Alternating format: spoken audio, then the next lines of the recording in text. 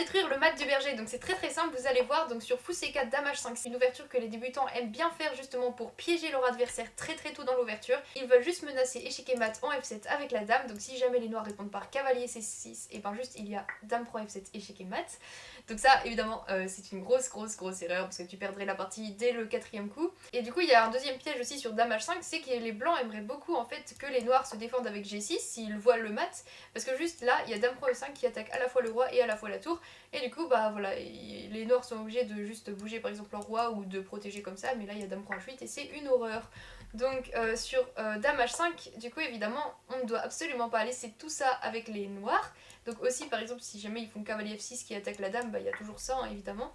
Alors premièrement pour parer le mat du berger, donc il y a différentes façons de le faire, soit il commence par fou C4, soit il commence par dame F3, soit il commence par dame H5, de toute façon c'est toujours la même idée. S'il commence par fou C4, la première chose à faire c'est toujours, je vous conseille en tout cas de faire cavalier F6, parce que du coup ça empêche toutes les idées de dame des blancs. C'est pour ça que s'il fait dame F3, bah il n'y a aucune menace, et s'il fait dame H5, bah on prend juste la dame. Donc s'il fait fou C4, je vous conseille directement ça, en plus on attaque le pion, c'est tout bénef.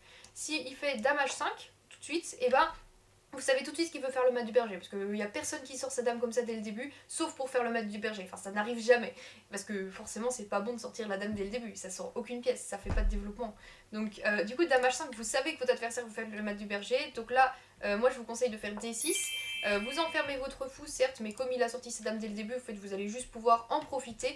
Donc, fou C4, il menace échec et mat comme ça, et là, on a juste à faire G6. On empêche le mat du berger, on a aussi empêché dame prend E5 qui attaque la tour et le roi.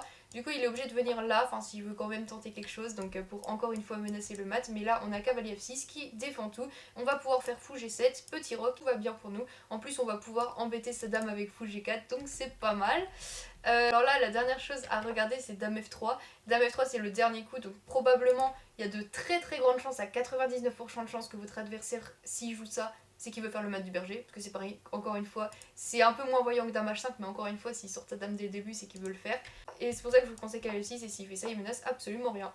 Donc j'espère que cette vidéo vous aura aidé, vous avez plus du tout intérêt à vous prendre le mat du berger maintenant que vous avez vu ça.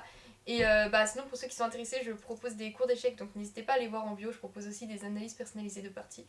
Voilà, à bientôt.